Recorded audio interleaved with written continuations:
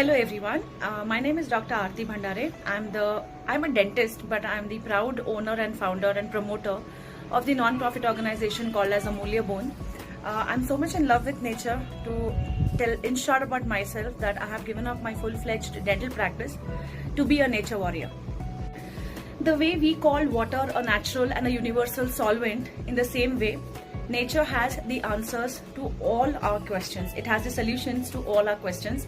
All that we need to do is seek for it. For me, nature is bigger than any god.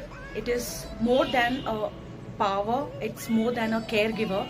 And I have seen the Virat Roop of nature. So I have seen air, water, and greenery in its purest and its most magnificent form.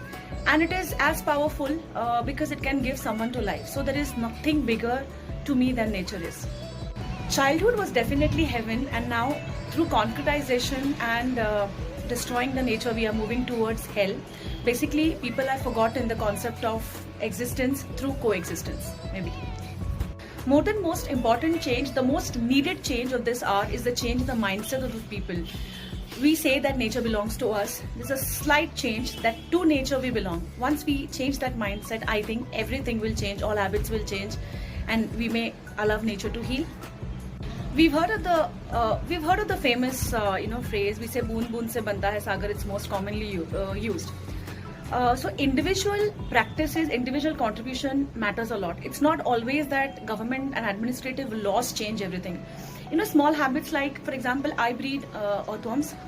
Smallest part of the nature, we start looking at it. Biodiversity, we cannot only look at the pride of lions or the biggest animals. An earthworm or a bee also helps most. And as we all know, pollinators, we think about bees which are towards extinction.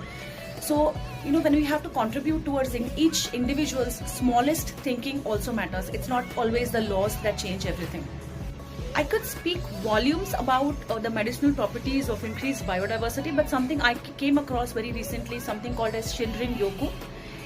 Translated into English, it's called as forest bathing. It's nothing but keeping all your belongings away in a forest with a lot of trees, with fresh air, leaving everything behind.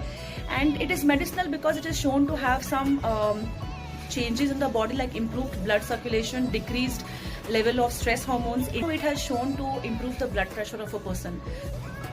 As simple as it sounds, but composting, segregating the waste at source, bee breeding, raising earthworms, vermicomposting, going organic, going chemical free, by way of shunning all these detergents and everything out of your house, making your own bioenzymes in its very small way, contributes magnificently to the betterment of the biodiversity and environment. Just try it for yourself.